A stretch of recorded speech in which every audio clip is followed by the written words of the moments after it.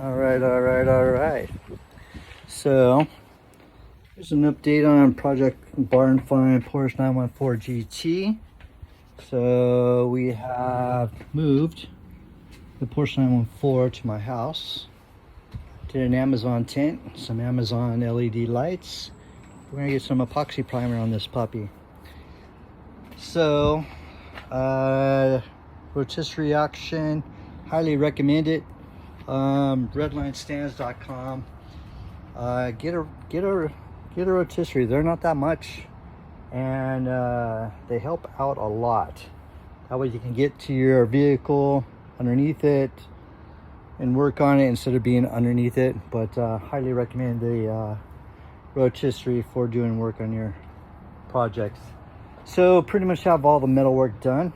You can see the stiffeners in the rear frame are done. The GT flares, you can see the TIG welds underneath here. Came out great. I'm really happy with the fender flares on here.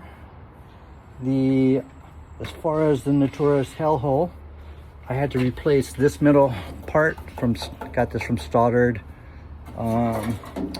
This piece here I had to scab off from another 914. You'll do a lot of that.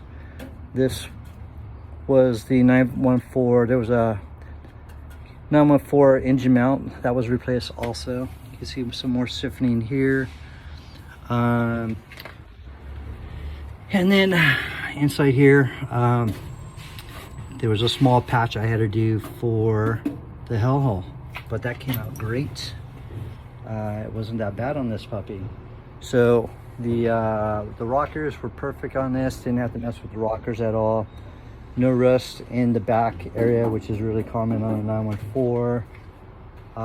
Did have to replace the back half of the seat area of the floors, so those were replaced.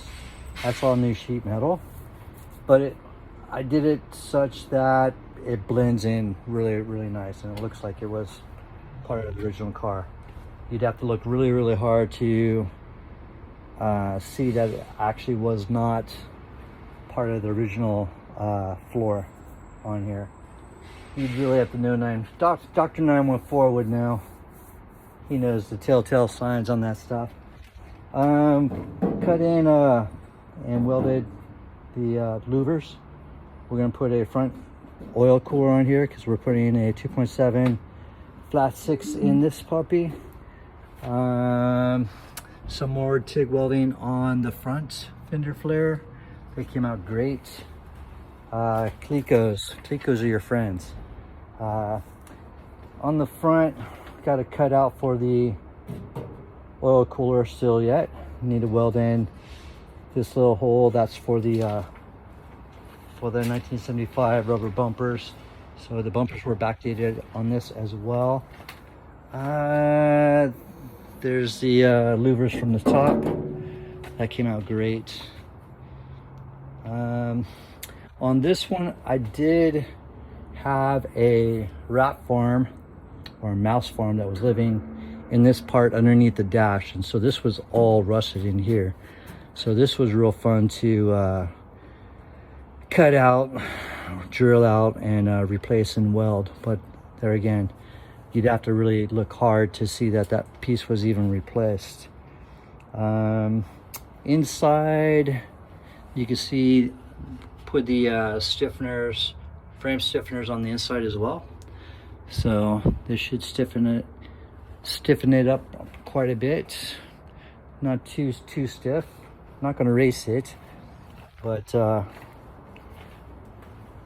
so there's the trunk. The trunk was beautiful. Didn't have to do anything, just get it down to metal. Did have this sandblasted to get it down to metal. Just helps out because I did get the majority of this car down the middle, but there's places that you can't really get unless you have a sandblaster. So I really like blasting, or soda blasting, or walnut blasting, or whatever you need to do to get it down to bare metal to see what you're working with. That way you can see your proper problem areas, and then you can properly take care of them, epoxy primer it, and then get some paint on it. Anyways, this is the race is on to get epoxy primer on this puppy. Anyways, peace out.